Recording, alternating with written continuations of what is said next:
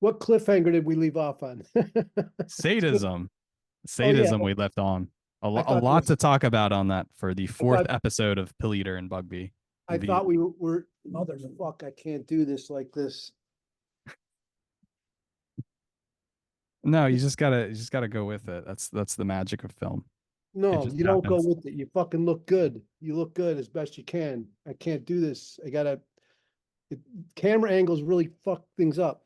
You can finesse the camera or you can Yeah. just film like every other day and it's just the magic of it. You edit the best parts of acting naturally and then it comes together. Yeah. Anyway, Anyway. I thought something sync was in sync last week. That for some reason we were doing sadism, but let's go. Yeah, What yeah, yeah. about it? What about sadism? So when we left off on pornography, we had the cliffhanger of talking about sadism, which it could be translated as eroticism, but it's also a whole school of philosophy, I would say, but as well as an important aspect of, you could say, the BDSM community, or maybe a part of sadism, depending how you. So, I mean, what do you think about sadism? How would you define it?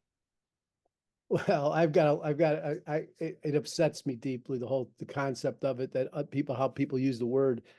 Um, hmm, I have to deal with this nonsense a lot in my world, the satanic world, and it's irritating to me. It's a very big irritant. So they're getting their job done as far as being sadistic with me. I think you have to figure out which is it, the natural sadism or the perverse sadism, I suppose.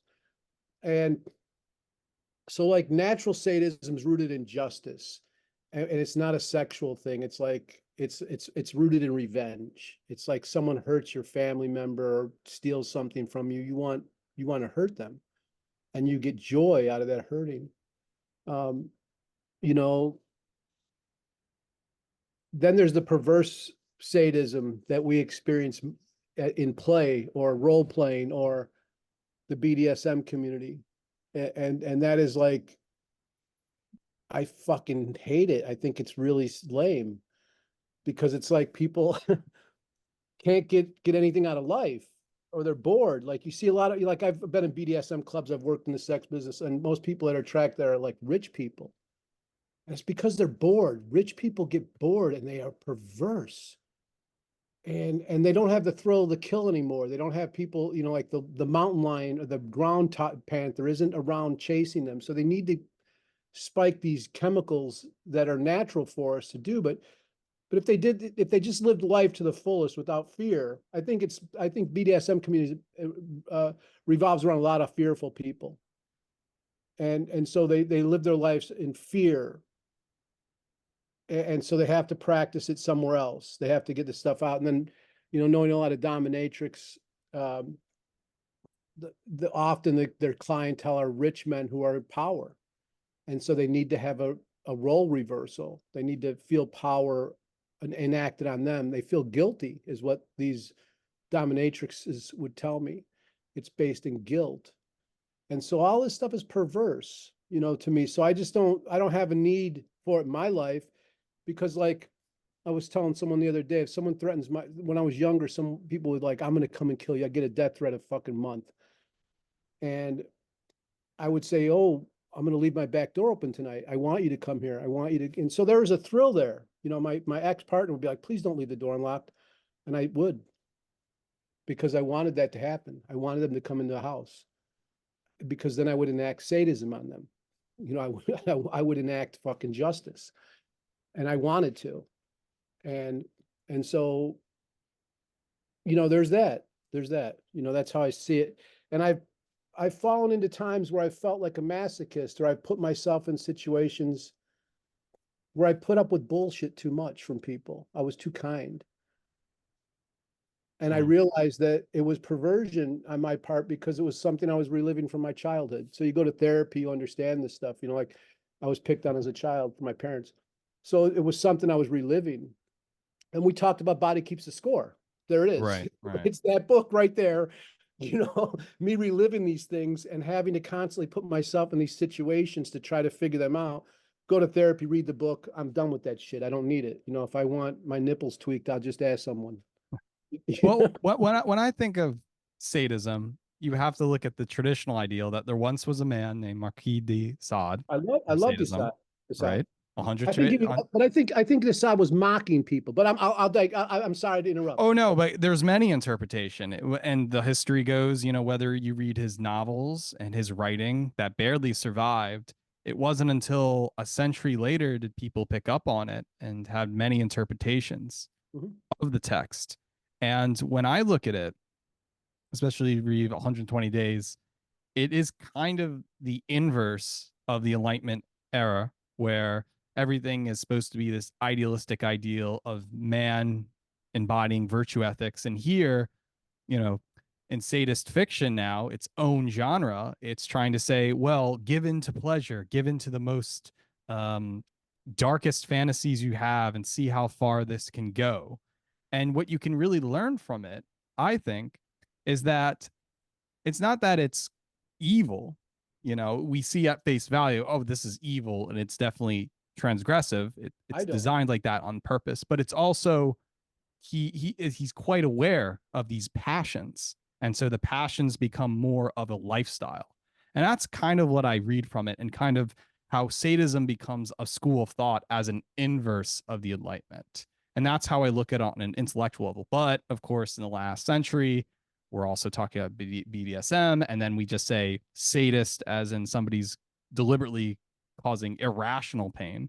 I written an article. I said there's ethical sadism, and that's what you're talking about: Yeah. vengeance, getting revenge, and that it's it's okay to cause pain to other people so as long as it maximizes the pleasure for good people. And I would call that like ethical sadism, and that's, I think, is also a virtue. But again, anywhere from Jacques Lacan talked about de Sade as being related to Immanuel Kant, seeing that the categorical imperative and duty and justice would eventually mean to a sadist worldview. You can say that sadism also has a power to imagine anything is possible at the highest virtue.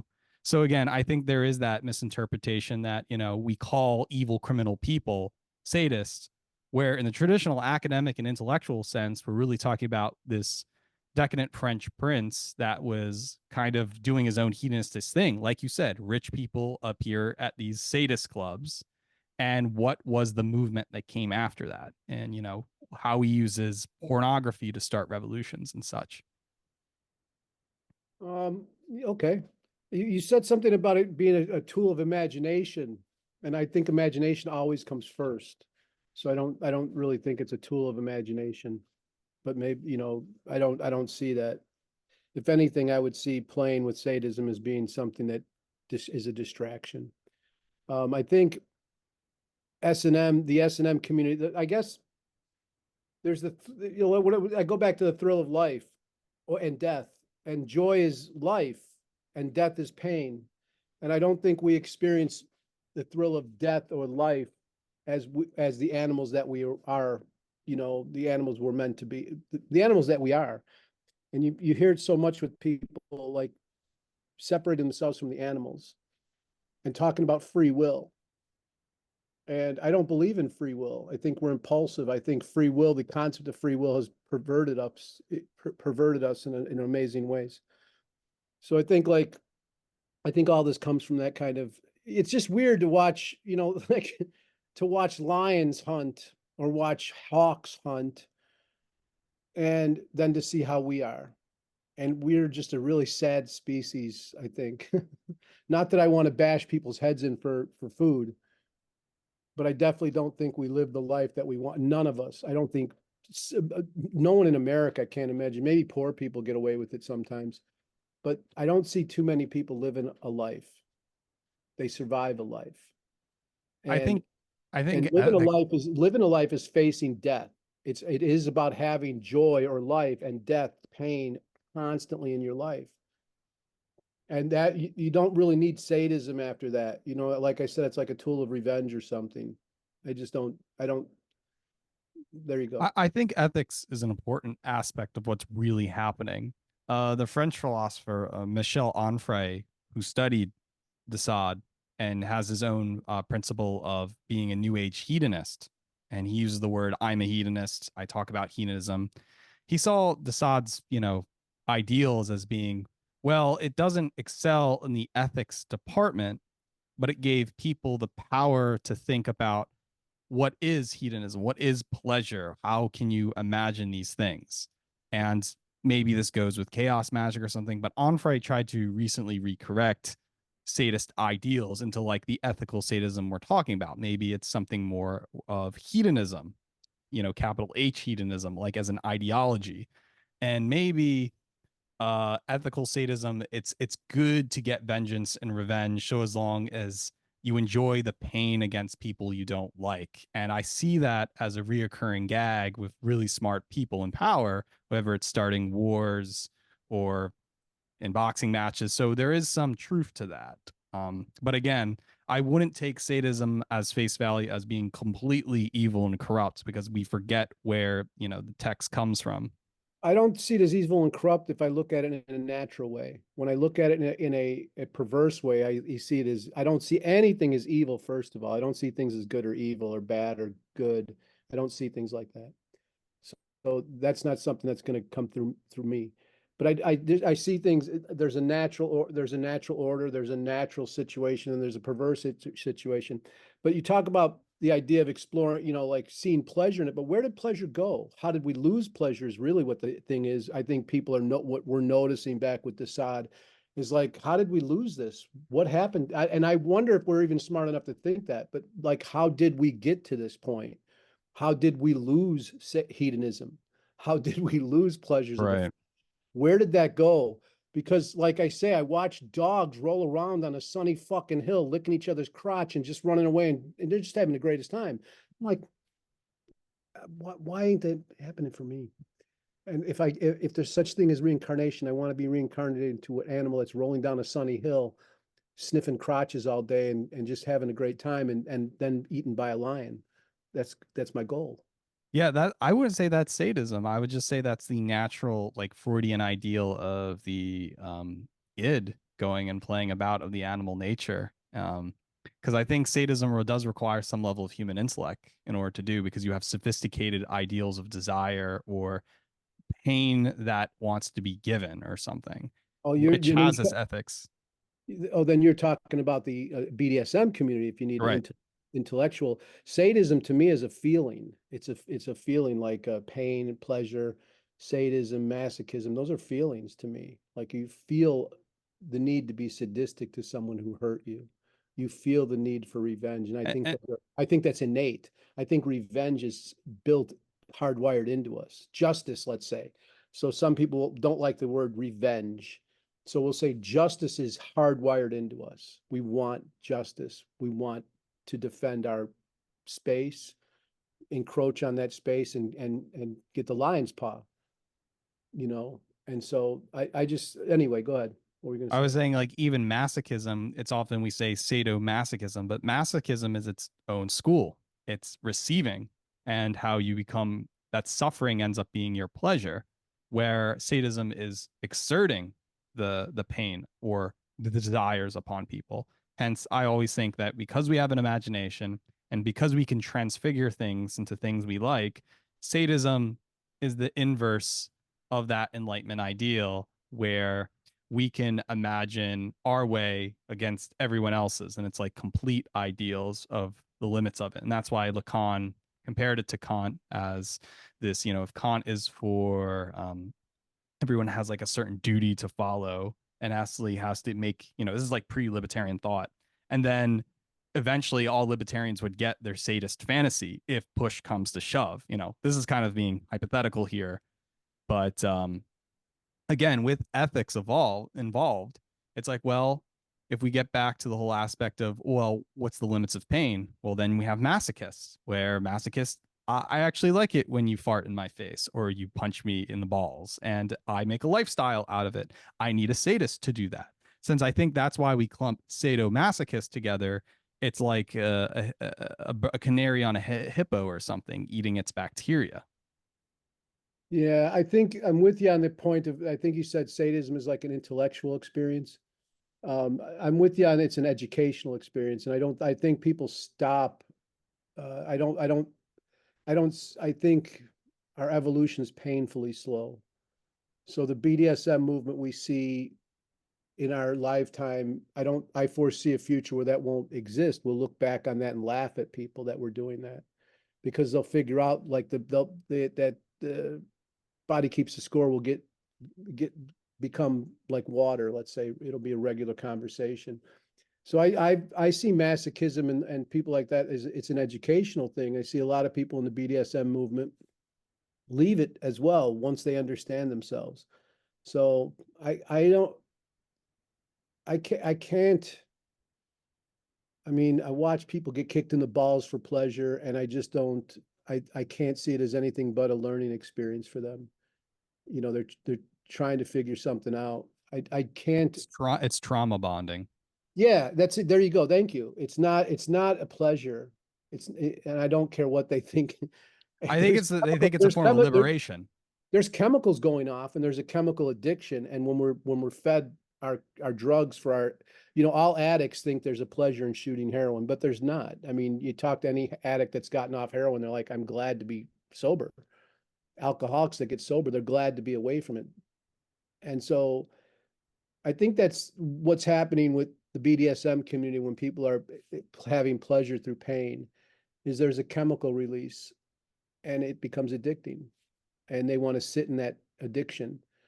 And some people make it out, and some do not. And so that's how I see that, you know. Could you talk But I about like, but I like rough sex, and I like to satisfy women who like rough sex. right? So That's a little different, though. I yeah, think but it's a little different. it is very much different. It's animalistic. It's more. It's animalistic. It's not a plague thing like like the BDSM community. So I think sex is violent. Sex is painful. Sex is joyful. All of that life and death I was talking about, life being joy, death being painful. All of that's encompassed in great sex.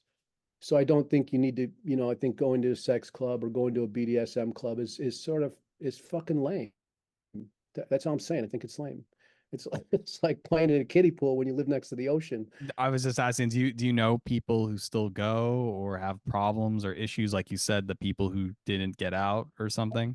I'm in the satanic, I quite often, I'm an artist. I don't like to be labeled a Satanist all the time, but I deal with that community a lot. And a lot of that, it's an educational experience. People are seeking, and so they come to that group. But yeah, I see it all the time in that group, and I get what's going on now. As a younger person, when I was in my 20s, I didn't get it, and I didn't want to participate. Because I just did not. I did not. I was freaked out by it all. And I don't mean I'm freaked out in like in a scared way. I was just like, this is fucking bizarre to me. And I don't want to put people down that practice it either. Like, I'm not trying to say they're wrong, but just wasn't for me ever. I never felt the need to do something like that. If I want to experiment, I want to have my life be as natural as possible. So I want things to unfold in my living room. I want to meet someone at a bar and go in the alley or something. I want to have dirty sex like that. I don't want to have to play. I don't want it to be like that. So it's just my fetish, let's say. I just never took to that stuff. And I see it all the time.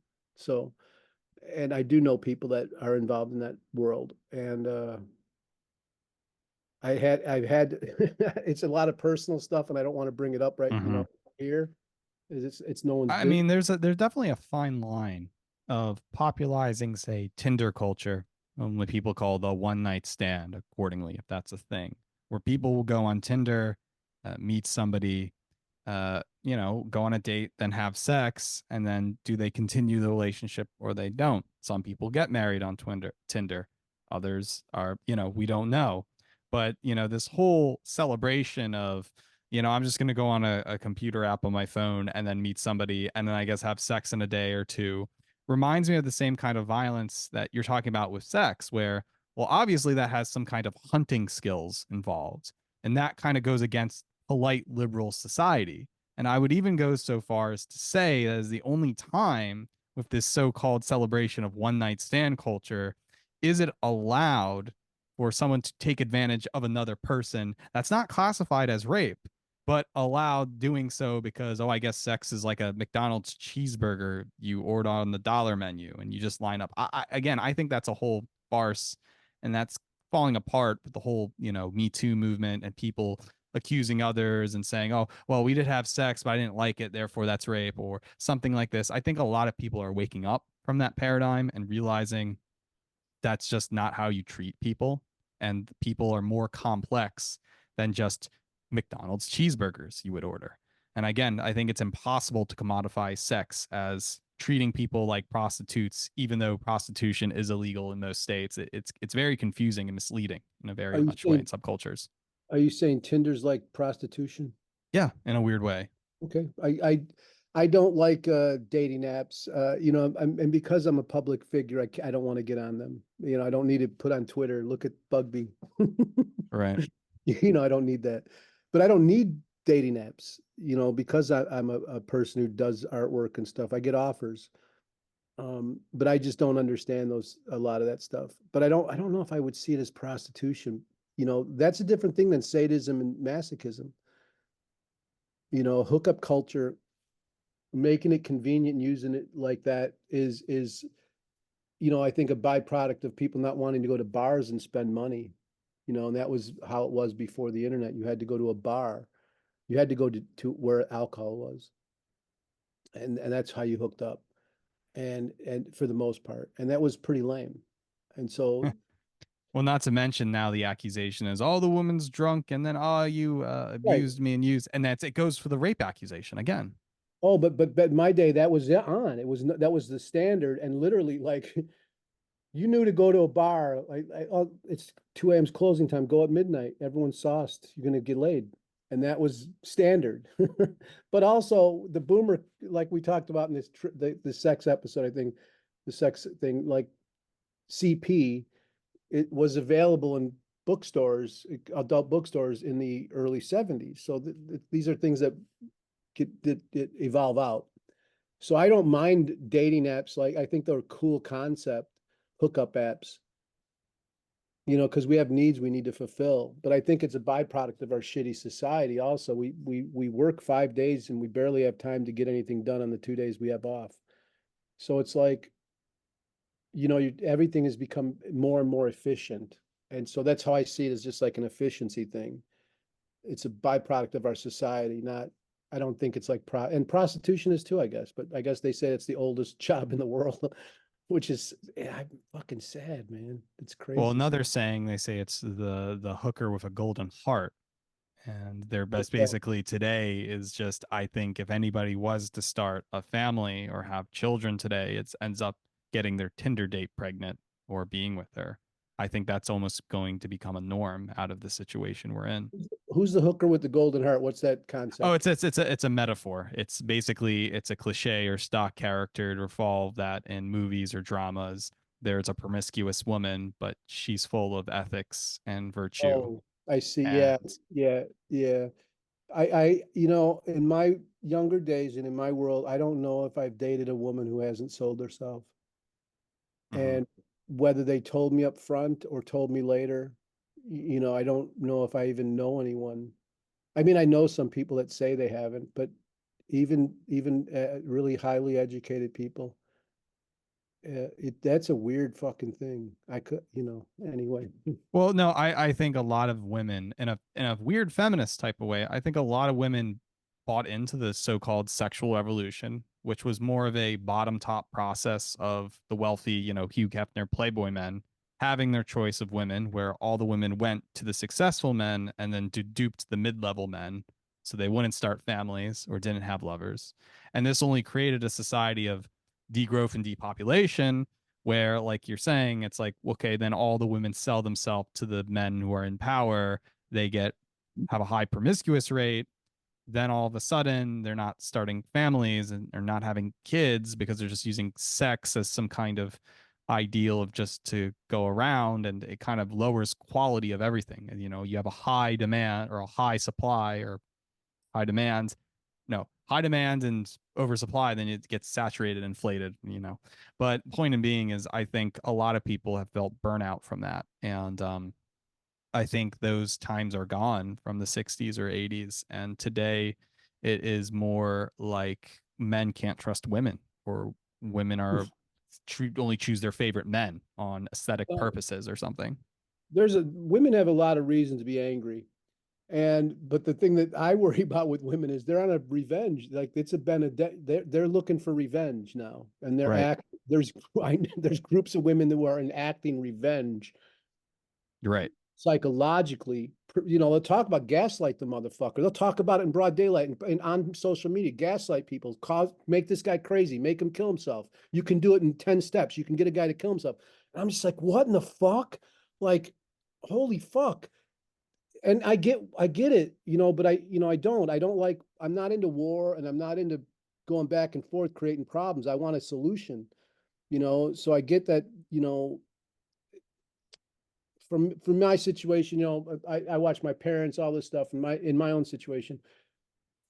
You get with a woman that needs to get out of their house, and they had no, and I'm of a different generation. I understand women have a lot more opportunities now, but they had no other opportunity but to cling to the first dope that would take them seriously and get married to him. But that wasn't the guy they sexually wanted. That wasn't the guy they were lusting after. It was the guy that was going to care for them. And so it's sort of an enslavement, almost like an ownership type of thing. So I feel for that situation, but I feel for the men too that get duped. Like I had to look back and go, wow, my father was duped. And my mother told me this when I got out of a relationship, a 20-year marriage. I was like, tell me all the story. Tell me the truth if you want to be my friend again, Ma. Because we weren't talking for 13 years. And she would tell me, yeah, you were exactly right. I'd married your father because he was the one who took me seriously. But I wasn't sexually attracted to him. I wasn't I was into other people. And so it's a weird situation we have in our It's a society. weird butterfly effect where women will choose men out of a biological dependency or some ideal of the now, the present, than rather the future consequences of what's going to happen, because that same man won't be the same man now in courting in a decade. Well, then Um, you see these men get, just rotting from the inside out because you can feel this person doesn't really care to be here. They want to be everywhere else but here. And that's why I would like to see a world where we have a level the playing field where everyone has an opportunity to reach the highest point they can, have a true social stratification. And then I can imagine, I have a great imagination. I can imagine that you could meet, when you have that stratification, you could meet someone on your level. And it's not so. there's a difference between hypergamy and a classical liberal ideal of, hypergamy means too much promiscuity, everything bad, results in distribution. And then liberal would mean everyone's at an equal level and everybody treated as a smart individual. And that would be ideal if people had the prerequisites for that to happen. I don't think everyone can be at an equal level. That's yeah. I think we should have an even playing field and let everyone run as fast as they can to the finish line. And that's how it goes. And that's how I see, I guess libertarianism couldn't be enacted until we have 10 generations of socialism, something like that, because you have to even the playing field. Nepotism, all this other shit just doesn't work. It's gross. And keeping the ladder, oiled up so no one can climb it from below, it sucks. It makes a lot of angry people. And so it's like I would like to see the playing field leveled for the betterment of all of humanity, because there's very smart people that do not get opportunities because they're poor or they're downtrodden, and I would love to see them compete. you know um and so that's all I'm saying. I don't think we're all we can I think we should all have a fair shot, but I don't think we're all equal. Going back on sadism, it's kind of like men are kind of the ones that uphold an idealistic version of the world. And when they get their women, it's usually the women, having their choice between a lot of men. And men often get angry at women most of the time. And then let's suppose you have a man who prefers to have sex with a lot of women. His anger comes out at the women. And, within slang, it's like, okay, that's a bitch.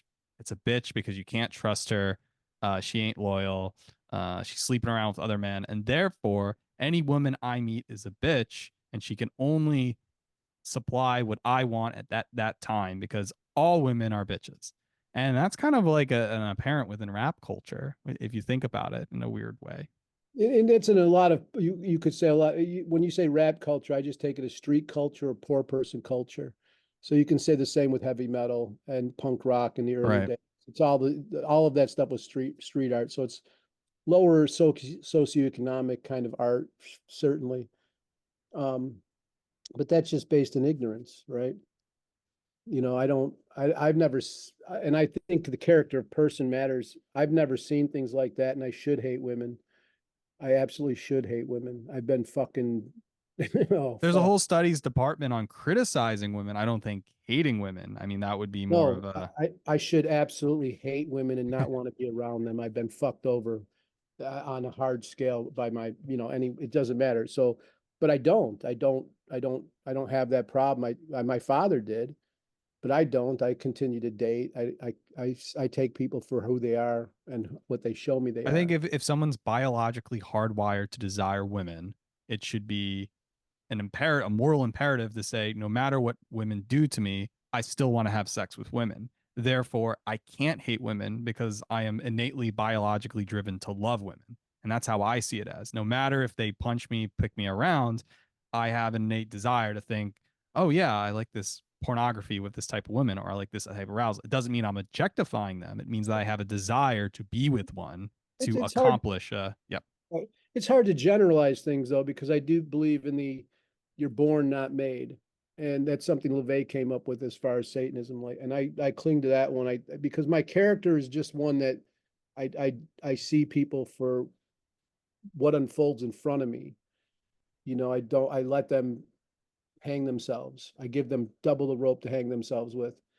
So I really don't look at people like, oh, this is no, it's not, it's hard for me not to have bias. Like a highly educated person like yourself or a rich person or something like that. My defense mechanisms come up quick around certain people. But I definitely let that stuff slide and try to see people for what they show me versus what I fantasize they could be. I'm not really into the fantasizing what you are, pill eater. I'm finding out who you are. Well, in BDSM culture, it's like the ideal, like as you said, it's rich men or rich women, depending if there is that. And the clientele is more like I want to express. I mean, you put it in a way where it's like evolutionary psychology. I'm thinking more of a way where it's like, okay, women have treated me all throughout my life like this, or I really wanted to get back at these certain women because they're usually bitches most of the time. And so within an S&M play game through a game, whether you're whipping someone or not, I can express that.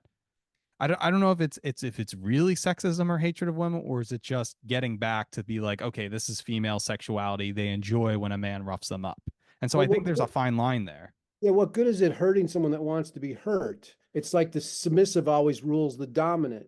The sub is really in control. So it's like that's the deal. The sub isn't the one not in control. They're controlling things. It's like when you want to hurt someone, you want to hurt someone that doesn't want to be hurt. That's where serial killers come in. Right. They're coming in. I'm like, I'm picking that person up and I'm chopping their tits off, and I'm gonna watch. BTK. I'm gonna put cigarettes out of him. He was a sadist. You want to study the ultimate sadist, BTK killer. Like that guy's fucking wild. Whoa. It just blows me away. And I mean, even Jeffrey Dahmer. Jeffrey Dahmer came from the gay lifestyle, and he started by doing gay pickup, and then when he wasn't, I don't know if he was a sadist as much as a loner. He was a lonely. He was trying to create fucking slaves, robots. He was drilling into Mhm. people's heads, trying to keep them there. He didn't want people to leave. So he had Yeah, and that that's the sad attachment part style. because it's like a sad gay romance where it's like I go to the gay club, I play gay hookup culture, and now they don't want to be with me, and now I'm enacting revenge on the entire subculture. And it makes sense. It's a rationale. Yes, one night stand culture doesn't make sense. And But I don't think his psychology was that. I think he was trying to keep people with him. That's why he kept heads in the fridge. He kept the body part. He right, wanted, he created hey, new lovers. He was like kind of have multiple husbands, and but he yeah. did it in a weird sadistic way. So he was like fantasizing they were still with him. He wasn't alone. isolation will make you nuts, right? Mhm. And so I think that's a little different than BTK. BTK was out for revenge. He was out to hurt people, and he was successful at it for decades. And I got away from serial killer study before BTK. So when he came around, it was one of the last people I read about, and I read about him briefly. But the little I know about him, he's wild. He's a study in sadism, a sexual sadism. He's a study. He's a great study, I would imagine. He's the It co- it highest. comes with, I think the first thing, it comes with the freedom that you have to learn this in order to have the opportunity to have it. And I think the true sadists, like you're talking about, this only can happen when they are given the choice where I have the power to go to the mall, find someone, kidnap them, kill them, and take it from there. It is a very strange, almost inversion. I would say it's almost the same thing as the one night stand. If you read the work of Rush V and Game, it's just a manual for guys, to pick up women. What is pickup artistry? What is seduction? The feminists get mad over that, but I would say that Rouge V's game to pick up women is almost the same as a serial killer picking up a guy from a club or whatever and then killing that person. So I think there's a fine line between that hookup culture and serial killing. Interesting. I'm not sure about hookup culture and serial killing. You seem to be anti-hookup culture. I don't. I make it on the assumption that, as philosopher Alain Badiou said, is that there's no such thing as hookup culture because we fall in love with people at first sight, and we only created a game to negate our love for one another. I mean, this is again French philosophy of the 80s, Right. 90s, so don't That's get me. nice. I like that idea. Um, Going back to BDSM, and I feel like we got to take a break in a minute because Right, this, right. but Zoom the 7 minute wait, right? yeah, the BDSM community. The one thing I forgot to mention is like the one thing that I think is perverse or something from the 70s that they've got to be getting away from. The other younger generations have got to get away from it. I'm imagining they are getting away from it is because it like takes the place of therapy or reading a few books. So there's not a real exchange there. Maybe you're looking at it as an intellectual exchange, but it's an educational exchange. It's coming in ignorant and trying to figure things out. And that's what when I've seen the BDSM community, some of the grossest stuff is played out by people who haven't gone to therapy. If like I've had to work with BDSM clubs or do something with them, I wouldn't work with one that doesn't have a stipulation that you have to go to a therapist, to work out your problems, and don't work it out here. Come here with, fantasies, but not trying to work out your problems. Cause that becomes borderline serial killer to me. Mm. You're working out your problems and not understanding where things are leading or where they're not leading. And so I think if you're going to be a serial killer, at least be well informed. Go to your therapist first. Understand your mommy issues before you start the killing.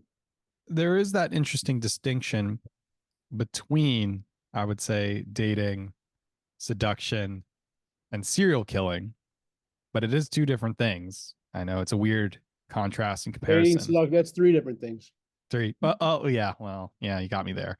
But I would say the point we're trying to get here, I would say, is that you were talking about violence of the animal soul. Like, we're a part of violence and good sex is a part of violence.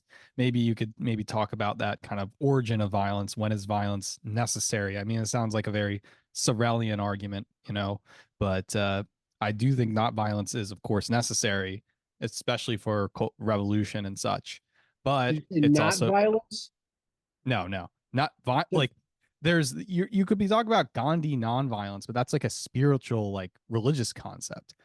According to Horace Sorrells, it's more like violence is necessary to start revolution because it's an animalistic behavior. You could say masculinity is a part of a byproduct of violence, that playing sports gets our violent nature and creates a game out of it. So I'm saying is there's a positive thing about violence Well, that's often. I don't think it's a positive thing. It is just is. I don't see it as good or evil, positive or negative. It is. And you're going to either lay there like the deer and get eaten by the fucking cougar as it just enjoys watching you, listen to eating your insides as you are alive. They don't even kill you first. They let you live as they eat you. Like you look at the animal kingdom, how they act, and then understand that we're animals. We are animals. We have tooth and claw. So it's like how we got here. I wrote something about the standing pig snakes because that's what we are. It's like we're the weirdest fucking creature on the earth, actually. I don't give a fuck what anyone says. Like, you know, and so violence is just part of it. It's just that it's just part of the deal. And you talk about revolution, get all thoughtful about this, but violence isn't, you know, it's a reaction to violence, let's say. So that, you know, revolutionary violence is a reaction to violence. We have a violent society, and at some point we're going to lay here like the fucking deer and take it and take it and take it, or we're going to end up getting violent. I don't even know if we have the chance to get violent anymore. Like that, what you're talking about now is so out of it because we have robot killers, like drone killers. Like, get the fuck out of it. It's Go constructive try to have, violence. go try to have a revolution and see what the fuck happens. How they have robots just come out. They won't even have cops come. Your friend that's a cop isn't going to even do it. They're going to have a robot come and get you. So it's like we can't even do a general strike anymore. They'll have robots take your fucking job. So it's like we're sort of fucked in this situation. We're really fucked.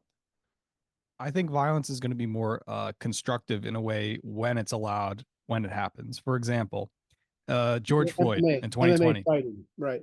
Okay, whatever. So that means anybody can go protest. It doesn't matter if you're a liberal, or you're anarchist, or you're a communist. You can hijack the George Floyd cause or just have a hell of a reason to get outside and go burn a building or rob something or loot. You can have the possibility to do that, and that requires a level of violence. I would say that the protests right now against Israel is the latest trend of, well, we're going to stomp around campus, destroy things. And you know what? I'm just going to go because I've been told to get it. What do I have in my To just just do do it it. bank Night. bag?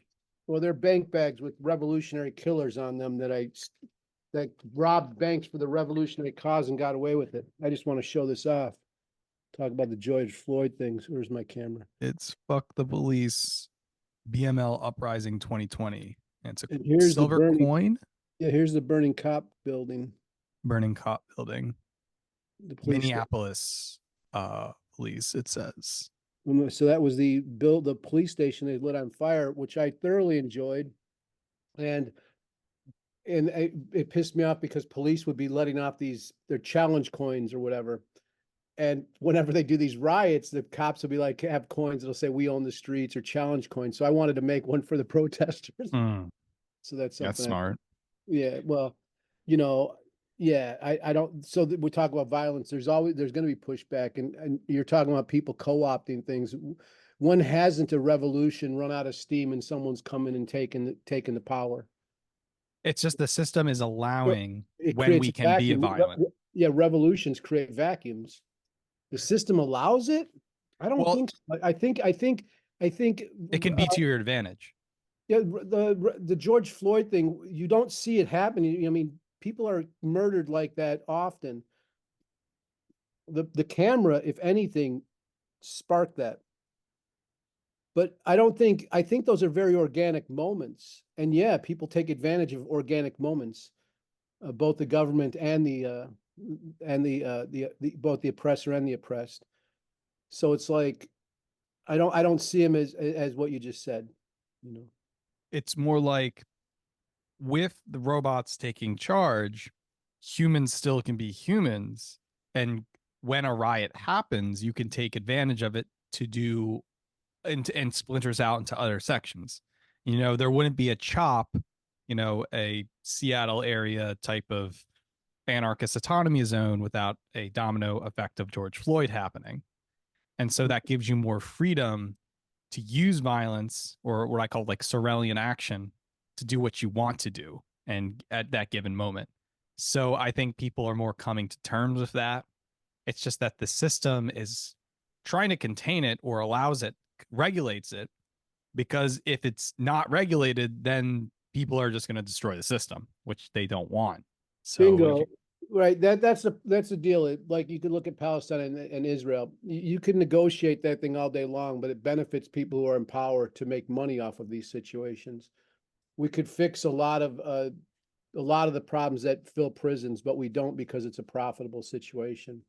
The George Floyd riot was a profitable situation for everyone involved, except the protesters. They're the ones being put into courts, having to pay court fines, being put into prisons. But the people who own the prisons, it's profitable for them. It's profitable for the people who make the weapons. And so it just is something that feeds into the system. It is to me boring because there's so many answers that we have available to fix these problems with people who are having problems. But I believe in universal basic income. I believe in, health, socialized healthcare, stuff like that. So I think I don't think any of that benefits our system at hand. So the system we have is corrupt and allows these things to happen. You're right, but because it's profitable, because it's profitable. If it weren't profitable, we'd fix them quickly.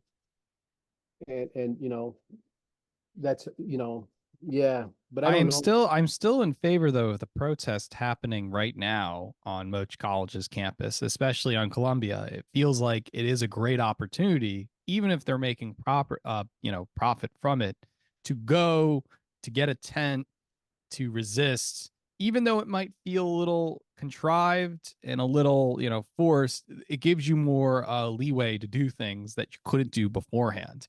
You could go on the Golden Gate Bridge in San Francisco and say we're protesting Israel and stop all traffic and create chaos. And you hopefully won't go to jail for it if a cop finds you. But the point is, you're But they starting are a making, little chaos. yeah, but they are making laws against that stuff. I feel you, and I'm definitely for Because protesters. how many times could you sit on the Golden Gate Bridge and say, "Oh, I protest something"? You have some power, and I think that's a really interesting aspect. Yeah, I guess it's a feeling of power. It seems meaningless. I'm okay with protest on any side. I'm okay with people acting up. Um, I don't, I don't, I can't see it working. I don't, I think the people on top are too powerful and America is way too powerful. So I just can't, I wish I could. I mean, I wish I saw it working. I was a person who dreamed of revolution for a long time and dreamed of every which way that the people could make something happen. I just don't see it. And I think it's like Stephen Hawking said about it. The future is will poor people eat will depend on who owns the robots. If the people who own the robots want them to eat, then they'll eat. And I think that's the absolute future. So I think what we see now is a thing of the past. Protests are a thing of the past. And they'll let them go on as long as they're profitable. Once they're not, they'll stop them. It'll be over. What I do like about protesting, the quote unquote protesting, what I like about it is there's some level of destruction involved. And so what you had during the George Floyd riot is that people were breaking into things. Now, the thing is, if a protest is owned and allowed, there's a conspiracy theory going on is that, okay, the protests are made to destroy old property and then rich people buy up the old property Right. and start new business That's again. true. That happened in LA. And Happened in the that was Detroit riots in the '60s, of course. Right. The Malcolm, the Malcolm. I it mean, happened recently in LA, and these businesses were basically the most struggling businesses that were Rodney, bystanders that were the Rod, destroyed. right, the Rodney King riots, the Martin Luther King riots, all those things. Yeah, it doesn't seem to get much better for anyone. It just is a consistent cycle. And I hate this system. I hate what we have. I hate So the instead people. of attacking the system, you end up attacking people who are trying to survive in the system, and then the people in power use it as pawns to buy up all their property, Yeah, set right. up new gentrification malls, and it doesn't work. And it seems like at the cost of disaster, somebody in power knows that your chess move is, in other words, there's a 4D chess move going on. I think this is what you're touching upon, how protesting is dead. So as long as they can start a protest to destroy certain property and then buy it up. Well, that's been the system forever, though. Right. I'm saying protest is dead because of robots and how transparent our society is. We have nowhere to hide. There's facial recognition. We have zero place to hide. People argue about privacy, and it's hilarious to me. Like, it's hilarious when people argue about her privacy. I'm like, where is it? It's gone. When I was a young man, when they first started putting cameras up, we would spray paint them. And you know, where did that get us? We wasted a lot of spray paint. Right. We fed into a system. We just, you know, their insurance company paid whatever happened there. It was just part of the system. And so I think protests are great, but I also see them as theatrical as a Kiss concert or a fucking Slipknot concert or you know, any of these festivals that happen now, big EDM festivals. So it's just more theatrics for us. And they happen, they let us have these big riots for this theatrical release. So people like me at home, I'm at, yeah, this is the greatest thing. I'll make a coin for everyone. I fucking hate participating in this system. I hate, you know, like I made that coin and then I'm like, I'm just an idiot like everyone else. I'm making the mace. I'm making the bullets. I'm making the coin. You know, I'm making money off this protest. And it's like, I don't, yeah, I guess you got my point. I don't really appreciate it. Even on the internet, when you make an account on Twitter, which is now X, supposedly in Twitter's you know, little note that they write in their disclaimer, they have your IP address and they know when you signed up your account. And at any time the police need your account, you know, Twitter can reveal your information, where you are in your IP GPS coordination. So there's Yeah. many people who think they're fighting a culture war on Twitter and saying, "Oh, we're anonymous. We got to keep anonymous." So again, in San Francisco in that office, they have everybody's account information. They could look you up at any, including mine and yours. So what's the point? It's not that anyone's anonymous. They're playing the game as if they were anonymous. Right. Now there's tools where they don't even need Twitter to find out who you are and where you are. So it's like you know, technology's moving so fast with this stuff. The stuff we're talking about's out of date already. Cops have tools that they can track us on their own. They track us with planes and satellite type stuff. So it's like based on the satellites and shit like that. So it's not even it's facial recognition, dude. Like there's websites right now with AI. You can literally take your photo. I'll find out all Right. your photos. So it's like and I remember saying this once, like 10 years ago. I said this is where it's going with this stuff, and I said soon porn. I said porn. You'll be able to take a picture of a porn star and find her high school and grade school photos, and that'll be a thing.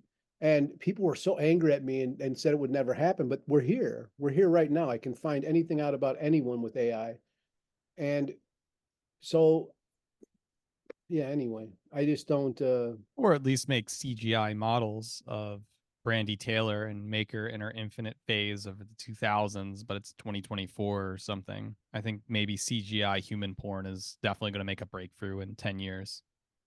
yeah, I wish there was a better way. I wish there was a way to get through to people or you know, to I don't see the educated class doing much. I mean, doctors are cool if they're on your side, but I just don't see most of the educated class doing anything They're important. they're just following orders to get a paycheck, You and they got it. just that's it. You got it. And I remember like someone was talking shit about something. I said, and fucking young kids don't even know what investigative journalism is. That used to be something that was well funded when I was younger. Investigative journalism was well funded. So you can find out like the Jeffrey Epstein thing.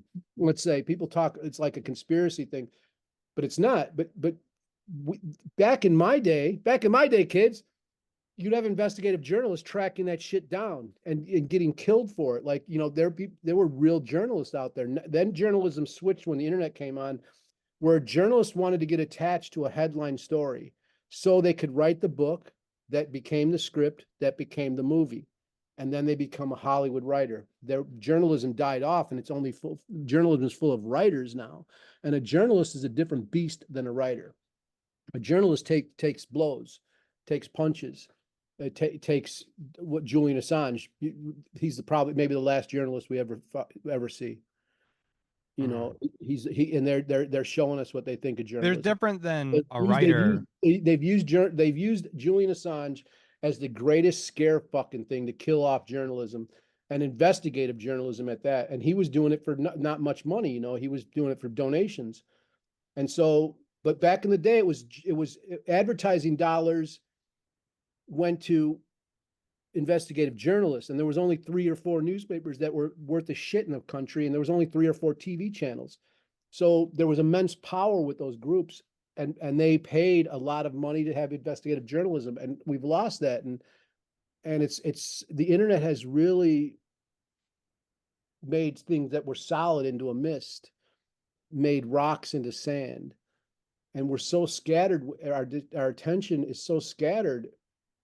It's impossible for us to investigate something. I don't. Anyway, It's a big difference between writing a Weekly World News tabloid piece versus an actual, Assange, United States has our data and here's the truth. I think right. there's a difference between those two, and things Or have become more of Snowden. the former. People are writing more about, hey, did you know Steve Albini likes Peter Sotost and therefore you should have a negative opinion about him? Does he? And Did I he? guess, I guess. I can see that because Peter's a Chicagoan. I don't know how much. I could see that. But yeah, Steve. but then the point is, it's not truth journalism. It's like sham and it's like shaming. It's more like cancel culture than it is. And so you're writing and stretching the truth to tell you about these interesting, Ripley, believe it or not, facts that have already been there for the longest time. And then you're reorganizing it and Yeah, calling now it news. go try to do an investigative journalism piece on some judges, some people with real power. Steve Albini, who gives a fuck?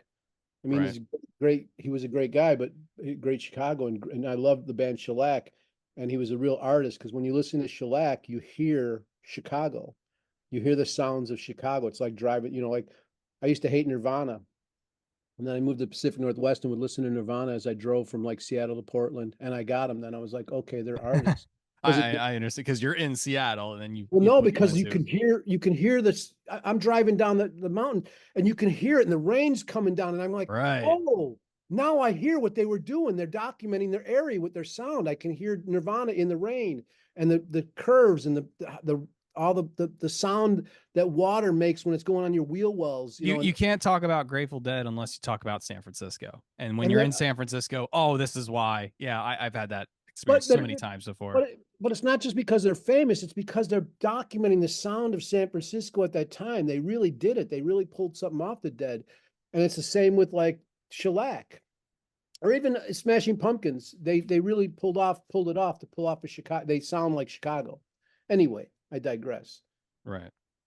But it seems like Assange is the last journalist because what he is saying, is just means he can't even enter United States anymore because it's too hard to the point. It's the truth. And if you were to do the truth, I would probably be living in Moldova or something because I found out that Joe Biden's laptop or Hunter's laptop has some information about some wackiness from aliens being real to who knows what.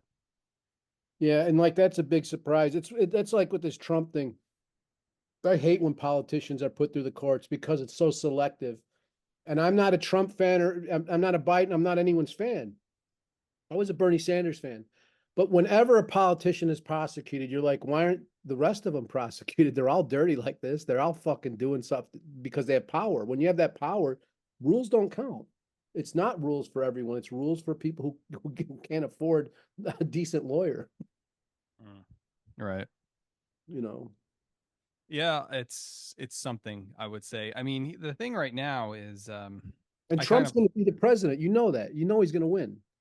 it's hard to Don't. say. It's No, it's hard to not. say. I I'll mean, put yeah. money on it right now. I can guarantee Okay, you. I believe you. I believe you. Because as much as I would want it, you never okay, you can have Oh, confidence in it, but then it's like because it's so negative right now, it's like they could kill him.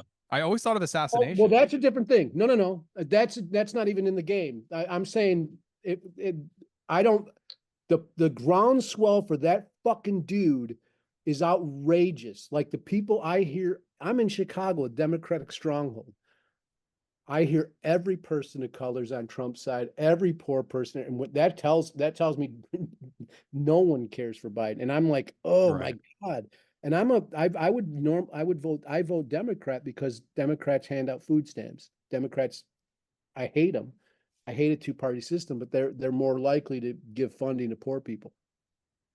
It's more like people are fearing that Biden is probably going to send a hitman or something weird's going to happen and they're just going to put Trump in jail or kill him. And that seems more obvious every other day and you're kind of just worried on your toes about it.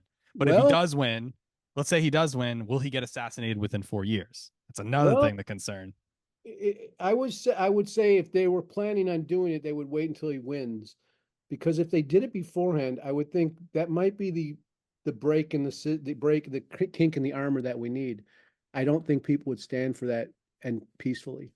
Right. And That would be like a heroic story, and then you would see some kind of riots happening for sure. I would but you'd definitely see agree. riots happening with really motivated people like Timothy McVeigh people. You would Mm. see riots happening with people who are beyond emotional. They're like, okay, we've got, militia groups, stuff like that, where they're focused and they're going to understand how to take power grids down, shit like that. So it wouldn't be emotional. And so, he's The really, return of the Sorelian violence attitudes, and McVeigh yeah, starts a bombing. So that's a type of violent Sorelian revolution happening. You could yeah, have to destroy through chaos magic. I, I'm older now. To talk about 25 years ago is hard for me because people throw up my face already. But I was a fan of McVeigh. And I know that sounds, here's my quote, put that out there on the internet. I'm a fan of McVeigh.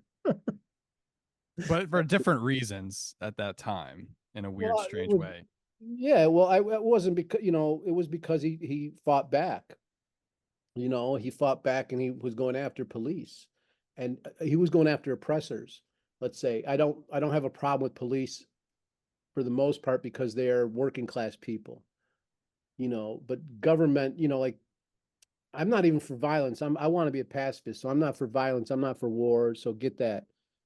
But at the time, I was really wanting to see this place burn, and so I was happy that anyone was willing to try to light a fuse. It's Anyone. still it's accelerating. I think it's accelerating probably this year, whatever's going to happen. I mean, Yeah, again, if yeah. Floyd and Ukrainian war and then Israel Palestine, who Mm, knows what's going to be this year or next? It seems like a lot of dominoes are falling. yeah. Um, Well, they have been for over a decade. I did a book and a thing called Politics, Art, Religion, Revolution, and the Suffering and Celebration of Life in America. That's available on archive.org. And you can also buy it somewhere online. But I went around the country and asked people, and this was, fucking 15 years ago now, maybe 20, I don't know, long time ago, when Obama ran for office the first time. And I went around and asked people about revolution because that was starting to have a legitimate conversation. People were really talking about that at dinner tables. Like you'd hear that you go out to eat and you'd hear people talking about revolution. You'd hear dishwashers talking about. You'd hear people at the library talking about it. It's like, whoa. So when I went around the country, I really wanted to get a feel for if that was a real deal. And I would ask people, about revolution. And I interviewed hundreds of citizens, and then like people from the American Indian movement and other, some famous people here and there. And they were all sympathetic to the idea of revolution. There was no people like when I was a younger person that were patriotic. Like a lot of my family's like, we're Americans, we're patriotic. They're, I don't want to call them ignorant, but simple people. And there was nothing like that. And I went everywhere in the country, every kind of zip code, every kind of demographic. And so that's been brewing and bubbling up for a long time. And I'm surprised we haven't seen it yet. And I feel like it's too late now because all these robots and everything, you what know. would you say though about news outlets like RT, Russia Today? Because you have a lot of interesting journalists on that channel, but at the same time, it's for the Russian government and BRICS against the Okay, United States. so they're like CNN.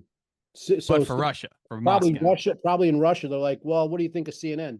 They're okay, but they're for the American government. So that's what all of this is.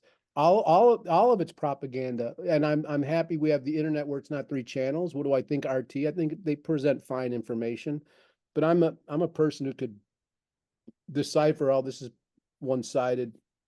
This is entertainment. This is they're shocking. This is clickbait.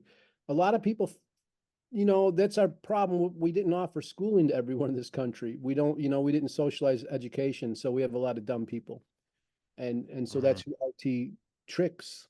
And there's a lot of people that can be tricked here. You can't have this capitalist society without having dumb people to trick into buying fucking stupid trinkets and wars and revolutionary fake things like George Floyd riots, and I'm not saying that anger was fake. I'm just saying like it seems to be those fires seem to be fanned. Same with the Israeli-Palestinian conflict. It's really the most disturbing thing to watch that happen, unfold in front of us. Being raised with history books saying how awful that kind of stuff is. To realize, like, I think about what's that guy that Real American History, Howard Zinn's book. I think about that. People's history of the United States. Right. I think about that quite often when I watch this unfold of how I grew up in the American history I was taught versus how it really is. And it's disturbing to me. But I'm happy to see younger people, 18, 25, 18 to 25, really understanding things, being so fucking smart. And, I hope to live another 20 years to see them grow into power and see what world they create. Because I don't think they will be violent. I don't think it will be full of war. War seems so fucking outdated. It seems so outdated. They're gonna outsource war. It's like you said, robots and drones. They're just gonna Yeah, press a button and bomb people, and but I it'll don't think be so. drone war. I think we'll be negotiating more. I think an idea of negotiations versus doing that. I think we can go, like, rather than have war seems to be just a tool of realtors now. Like, let's destroy this land and build up a new modern city, and we'll call it a war, and we can displace these people without paying them, or you can go in and pay them and displace them, like eminent domain. And I think that's would be more reasonable, like paying Palestinians to move. Here, we're going to give you the money to get out of here because this is no more for you. This is ours. And you know, but that's when people call things holy lands, and they are religious about their dirt instead of their life. And so, religion has a lot to do with our ignorance, I think. Right. I do think things will be like with the regards to negotiation, it's implying that things will be staying in pods or something, and that everybody is kind of circumvented to a control of society where it isn't more free formed, and everybody kind of has their own social media accounts. People hardly go outside, and I guess everyone's on a Zoom meeting or Oh, something. I'm not implying that. I'm implying probably the exact opposite of that. I Because think it's like managerialism. Everybody's a manager, and therefore we can only war just isn't. send drones and do Well, diplomacy. what? Well, that's what I'm saying. It's like in a society where it's only diplomacy, it feels like we live in these Jetson towers and then click bombs at one No, another, and it's I'm hardly not any. talking about bombs. I'm talking about being part of humanity and considering all of humanity as part of your own humanity, and being able to negotiate with people and saying this is probably the best for you. But you have to give them the tools to be able to think with you. And so when we're at different levels, we communicate differently culturally, and we communicate in this country differently based on education. There's a caste system here. Okay, whether we like it or not. I've had to fight every situation I've been in because I'm uneducated in a formal way. So anytime I get into a situation where I'm working in the tech world or whatever, I have to fucking swing, dude. I have to fight. And because of that system, because I'm not able to communicate in the way that a formally educated person is. And so I think, like I said, we need 10 generations of the playing field being evened out. I don't think we can even figure out who a scumbag is in our society or not. If there is even a kind of a part of our humanity, a part of our species that are scumbags, I think if everyone has the same tools, they're going to find their way. They're going to find what they do. And I don't really believe there's that many scumbags in our species. I think they're created, not born. I think there's very few people that are born genetically damaged that are really fucked up. It's rather just a cultural generational thing. Maybe Christianity in one generation, like the baby boomers, had a hold of that. As it dwindled away, then They had free obviously schooling. things. Yeah, Right. they had free schooling, right. Right. I didn't have that. And I was always really pissed off about that, because I would spend all my time at the library. So my education, I've spent a ton of time reading and studying, but it's so I have such a broad skill set and a broad scope, it's not so focused, let's say, as a careerist, let's say. right? Because a previous generation, they would make up jobs and say, you're going to stick with this job for 40, 50 years, pay you 7 days, 6 days a week. And then Yeah. I guess you have everything. It's like that doesn't exist anymore. Right. And they're trying to make it re-exist, but it's just almost impossible in today's, if you can call it an economy. We're a cancer. The capitalism is about growth, like cancer is about growth. So we can't keep growing and be uh, well. We are going to be sick when you keep the tumor growing. So it's like we are one big fucking tumor, and I'm just not with the system we have. I wish, people right away, older people especially, you're talking socialism, you're talking communism. And I would like to see a future that we take the ideals that worked from each of these political philosophies and push them forward into something that's never been done or attempted. And it's like I say, it's more humanity based, versus money based or property based. I think people are very critical today, and they're very critical. They know what the system they're up against. But to get to the humanitarian part, that's more of a positive aspect. I think more people want to be critical and attack what oppresses them. I think that's kind of what the fad is today. Repeat that, please. So people are attacking the things that are oppressing them rather than, say, envisioning the hippie commune now or something like Right. that. It's Okay. more like people are motivated by the anger to destroy. And then once it's destroyed, they don't have answers. But the point is, I think people, all politics can agree, all right, let's get rid of this system. Then we can think about what we want later. I think that is the main motivator right now.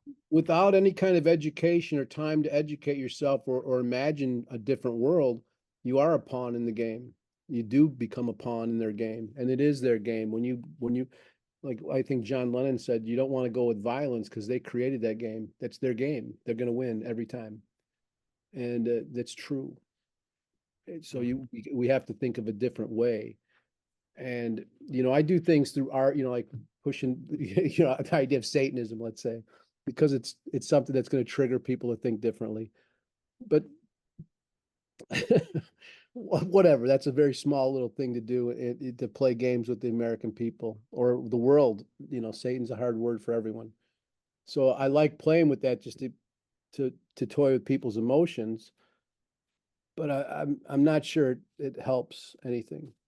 I'm not sure it helps anything but be part of the theatrical. We're all on the world stage, and why not be on the stage versus consumer? To conclude this episode, how would you relate sadism and revolution together? Well, justice, like I said in the beginning, sadism it naturally is part of the idea of revenge, or for the people who don't like the idea of revenge, justice. Justice is a form of revenge, or is the ultimate revenge. So sadism naturally is a form of justice or revenge. So you're going to feel a sadistic intent when someone hurts your loved one or your child or the thing that you love, the car you love, the break in your house. You're going to feel a sadistic intent. The bully in school that hurt you, if you can get on top of them and start beating them in the face, most of you would. And Yes. so that's how I see revolution and sadism is, if we can get on top of our oppressor, which is our boss, where he's doing the bidding, that they, excuse me, are doing the bidding of our system. If we can get on the face of Uncle Sam or on this system and beat the shit out of it, I think most of us would fucking wail on that motherfucker. If it were a person, if this system were a person, I that's how I see sadism, and we would enjoy it. And I don't know if we would stop beating on them until their brains came out of their eyes. So there you go. I like that. Did you want to take any links of sponsor Well, we or should anything? always do that. What Yeah, was your should deal always about do it. last time? You felt all like, I never I don't have it properly. I could go first. This is Pilleater. I have my website at www.pilleater.com, the YouTube channel at youtube.com/Pilleater. Also, I'm on Twitter at twitter.com/realpilleater. I have my book out, Suicidal Asian Promiscuous, which you can buy on Amazon, but it's also on www.pilleater.com. And this podcast is on the website as well. There's my book, but you know what? This show is called Bugbee N Pilleater. We're going to change the name each 3 shows because my name goes first. I got the more credit. I got more street I cred. didn't think More I didn't think fucking about work. that. Oh, yeah. Everyone thinks the top billing. I get top billing for 3 shows now. Get the fuck out of here. What the fuck? Here's my book. Look how big that fucking book is. As far as that goes, I bet you my book's bigger than Pilleater's. I don't Listen to know. I don't I'm have a joking. copy of my book It around doesn't here. matter how big it is. It matters how great it is. And I'm very proud of this book, and very few things I've done I'm proud of. So I would say, as far as it says, founding of the Satanic Temple, it is about Satanism in general and counterculture more than it is about the Satanic Temple. And I have a garage sale 666 right now. It's up for until the end of June, and I'm selling things very cheap on there because I'm moving to California and I don't want to take stuff with me. So you're able to get things that I sold for $100 for 10. So you should take advantage of that. If you're a frugal minded gift giver or a store owner, you should go to my yeah, Awesome. yeah. All right. And All right. So next time we'll talk Bugbee. Talk yeah, to and you this is then. Bugbee and Pilleater signing off. Bugbee. I'll make sure that actually. Let me We Bugbee could and trade Pilleater. shows, right? Can't Yeah, we? yeah, yeah. We could do that. Yeah. I Oh, didn't think that way, but yeah. I mean, B oh, comes I think first. subconsciously you did. I Well, think you I don't did. know. I just think of my name first, and then, but Right, right, logically B and then P. So right. But alphabetically, yes. in entertainment Logically, world, me. in an entertainment world or anywhere, people like, I get top billing. I've done more. I've done more than you. And they'd be like, but like even with like old bands, they'll tour and they'll be like, but I can draw more than you. But I got more albums. I got more gold albums. I got more platinum albums. I get top billing. So top So billing. you're saying there's a submission weak position with the opening band. Like if you open for a band, you're considered weak. Like that's why I think Yeah, it's funny. yeah. No matter how, it's a respect thing. Like if you're opening up for someone who has done a lot of work, but is no longer drawing the crowds, and that could be me. I think it is. You have more people on your YouTube, but it's a respect thing. I have done a lot for counterculture, and I deserve top billing. I've Yeah, worked for them, right, right. so Absolutely. All right. so. Talk to you then, Bugbee. Peace.